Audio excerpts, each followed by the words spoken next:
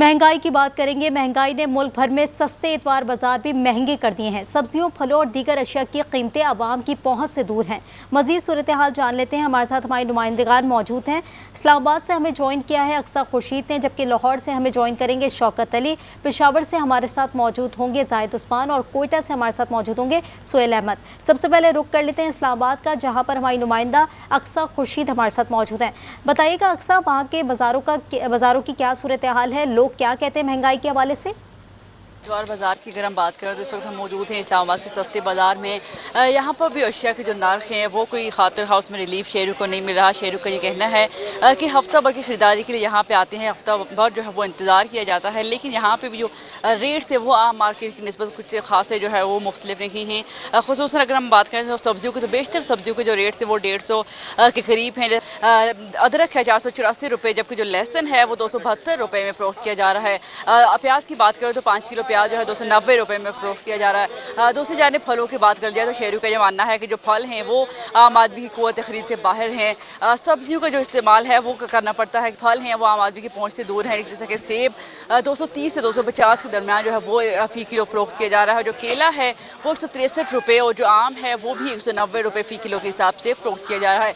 और शहरी हुकूमत से यकनकाती मुतालबा कर रहे हैं कि जो महंगाई है उस पर कोई काबू किया जाए ताकि आम आदमी की ज़िंदगी जो है वो पुरसुकून हो सके। जी ठीक है, इस्लामाबाद की सूरत हाल तो हमने जान ली है। रुख कर लेते हैं लाहौर का, जहाँ पर हमारे नुमाइंदे शौकत अली हमारे साथ मौजूद हैं। शौकत, बताइएगा वहाँ पर सब्जियों और फलों के क्या रेट्स हैं और कोई चेक एंड बैलेंस किया जा रहा है?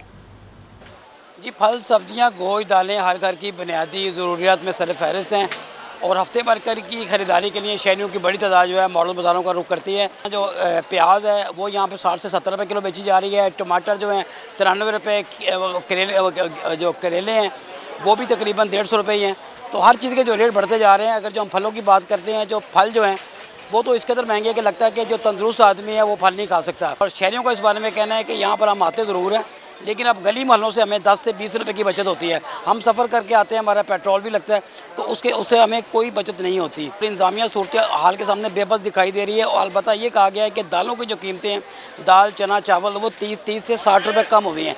नई लिस्ट जारी की है DC लाहौर ने कल, उसके मुताबिक ये कहा गया है। लेकिन दुकानदारों का कहना है कि मंडी में ये जो रेट हैं वो यहाँ पर नहीं है। DC ने जो लिस्ट जारी की है वो 20 से 30 रुपये हर चीज़ के कम है, लेकिन ऐसा कुछ नहीं है। ये फर्जी लिस्ट है, इस पर आमद दरामद होता दिखाई नहीं दे रहा। लाहौर में तो इंतजामिया बेबस दिखाई दे रही है। पेशावर का रुख कर लेते हैं, जहाँ पर जाहिद उस्मान हमारे साथ मौजूद हैं। जाहिद, बताइएगा पेशावर के बचत बाज़ारों की क्या सूरत हाल है? जी बिल्कुल, मैं इस वक्त पेशावर हैदराबाद इतवार बाज़ार में मौजूद हूँ। मेरी अकब में आप लोगों को नरखनामा नज़र आ रहा होगा। यहाँ पर DC की तरफ से नरखनामा जारी किया जाता है और PDA को यह अहकाम जारी किए जाते हैं कि नरखनामा को जो है इसको फॉलो किया जाए।